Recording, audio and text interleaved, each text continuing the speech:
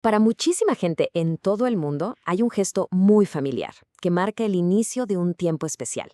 Una cruz de ceniza en la frente. Pero, a ver, ¿qué hay realmente detrás de este ritual? ¿De dónde viene este viaje de 40 días que llamamos Cuaresma? Vamos a desentrañar juntos la historia y el significado tan profundo de esta antigua tradición. Conviértete y cree en el Evangelio. Fíjense, estas palabras tan fuertes que se escuchan al recibir la ceniza son de verdad el mero corazón de todo este tiempo. Son una llamada directa a la transformación, el verdadero punto de partida de nuestro viaje. Bueno, para poder entender la Cuaresma, pues hay que empezar por el principio, ¿no? Por el día que le da el banderazo a todo, el miércoles de ceniza. Esta es la puerta de entrada a un tiempo litúrgico único. Las cenizas tienen un simbolismo, súper potente. Se hacen con los ramos que se bendijeron el domingo de Ramos del año pasado, y cuando las imponen, se usan dos fórmulas. Una es la que acabamos de oír, conviértete y cree en el Evangelio, que se enfoque en el cambio interior.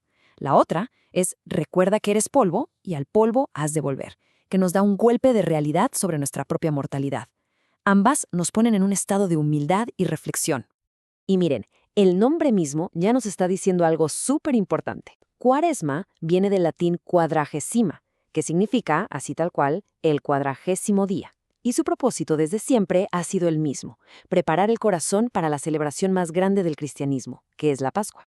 Y esto nos lleva a la pregunta del millón, ¿no? La que define a la Cuaresma. ¿Por qué precisamente 40 días? ¿De dónde salió ese número tan específico? Y es que el 40 de verdad no es ninguna casualidad. Es un número que resuena una y otra vez en toda la Biblia. Representa como un ciclo completo, un tiempo de prueba, de purificación, que siempre viene antes de un gran acontecimiento de Dios. Y aquí tenemos tres momentos bíblicos clave que son su fundamento espiritual. Primero, Moisés, que se pasó 40 días en el monte Sinaí antes de recibir la ley. Luego, el profeta Elías, que caminó 40 días por el desierto hasta el monte Horeb. Y claro, el ejemplo definitivo, los 40 días que el mismo Cristo pasó en el desierto, ayunando y enfrentando la tentación. Pero ojo, aquí es donde la historia se pone súper interesante. A pesar de estos ejemplos bíblicos tan importantes, la idea de un ayuno de 40 días no es algo que viniera directamente de los apóstoles. No, la realidad es que se fue desarrollando poco a poco a lo largo de varios siglos. Y claro, esto nos hace preguntarnos, ¿entonces el ayuno antes de la Pascua siempre duró 40 días? La respuesta, y esto sorprende a muchos, es que no. La práctica en los primeros siglos era muy, pero muy diferente. Y para muestra, un botón. Escuchen lo que decía San Ireneo, por allá de finales del siglo II. Él nos cuenta que había una diversidad enorme.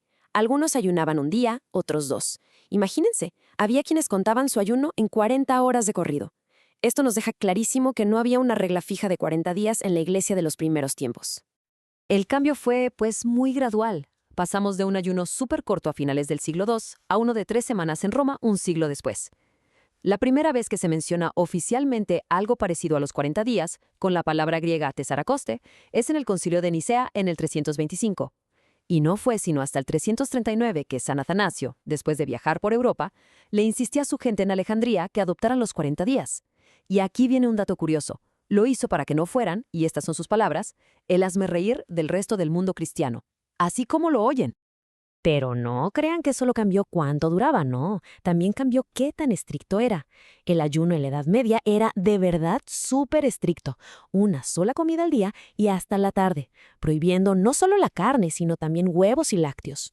Si lo comparamos, las prácticas de hoy son mucho más flexibles. Se concentran en días específicos de ayuno y abstinencia y le dan mucho más peso al propósito espiritual.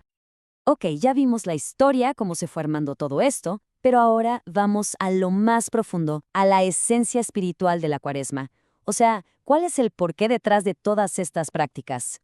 Porque al final, más allá de las reglas de qué se come o cuántos días se ayuna, la Cuaresma nos invita a otra cosa, a un viaje interior. Y la pregunta es, ¿a dónde nos quiere llevar realmente? Y aquí la imagen principal, la metáfora clave, es la del desierto. Pensemos en el pueblo de Israel en el Éxodo o en Cristo antes de empezar su vida pública. El desierto es un lugar de prueba, de purificación. Es un momento para quitar todo lo que nos estorba, lo que no es esencial, y así permitir un encuentro más directo, más profundo con Dios. Podríamos decir que este tiempo tiene como tres grandes dimensiones que se van entrelazando. Primero, es una lucha espiritual, una batalla contra nuestras propias debilidades. Segundo, es un camino de conversión, de reconocer nuestras fallas y de volver a Dios. Y tercero, tiene mucho que ver con el bautismo, ya sea preparándose para recibirlo o, para quienes ya lo recibieron, renovar de corazón esos compromisos. Y al final de todo, el objetivo de esa prueba en el desierto, de la lucha, de la penitencia, es la reconciliación.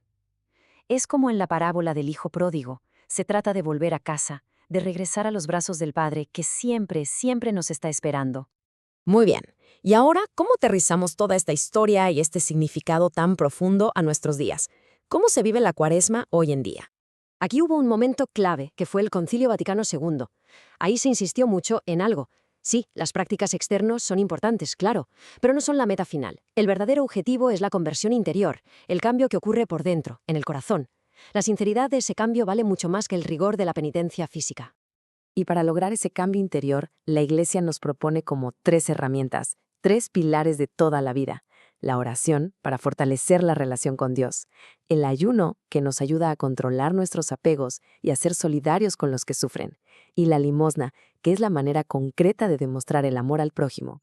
Entonces, hemos recorrido un largo camino. Vimos cómo un ayuno de apenas unas horas se transformó en todo un tiempo litúrgico con un significado espiritual enorme. Y todo este viaje nos deja con una pregunta final. En nuestro mundo, que está lleno de ruido, de distracciones por todos lados, ¿qué significa realmente para cada quien entrar en su propio desierto espiritual?